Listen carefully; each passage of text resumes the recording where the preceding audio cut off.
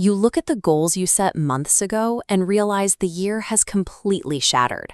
You're exactly where you started, and the weight of that failure feels suffocating. 94% of people abandon their yearly goals within the first few months. This data illustrates the massive gap between those who dream of change and the 6% who actually execute it through December. This drop-off is driven by the psychological trap of motion versus progress. Watching a motivational video or sketching a new routine triggers a dopamine release, giving your brain the feeling of accomplishment without the physical cost of work. This is motion, the act of feeling productive while remaining stationary. Real progress is the uncomfortable act of performing the task itself. When you mistake the warm feeling of planning for the hard reality of doing, you remain stuck in a continuous loop of failure. The January myth allows us to treat a future date as a solution for a current lack of discipline. By tethering your start to a new year or a new month, you find a convenient excuse to remain inactive today.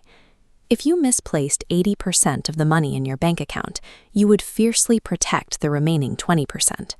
Yet many people readily throw away the last few months of a year simply because the beginning didn't go perfectly. Tearing a page off a calendar does not change your behavior. The trajectory of your life shifts only in the moment you execute a new, disciplined habit, regardless of the date. Steve Jobs used a harsh metric to force this shift. Every morning, he would look in the mirror and ask, "If today were the last day of my life, would I want to do what I am about to do?" When the answer stayed no for too long, he knew the system required a total reset. Behavioral psychology offers a specific tool for this kind of correction, the peak-end rule. The human brain does not calculate a mathematical average of an experience. Instead, it judges an entire event based on its most intense moment and how it concludes. This neurological bias allows a late surge to redefine the memory of a previous failure. This means the months you spent procrastinating are not the defining data points of your year. By creating an intense peak of discipline now and holding it through December, your final assessment of this year will focus on the strength of the finish rather than the stagnation of the start. Building that peak requires the first step of the finish framework. Stop trying to fix your entire life at once.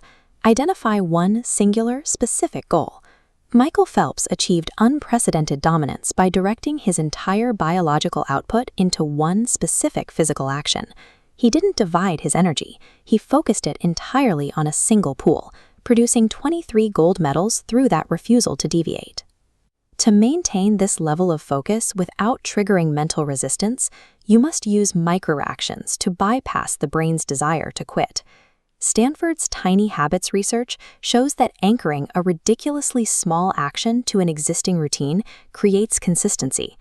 Doing exactly 2 push-ups immediately after brushing your teeth is an action so small the brain cannot find an excuse to avoid it. These micro-actions remove the mental friction of starting. Each completed set acts as physical proof that you have moved from thinking about change to performing it.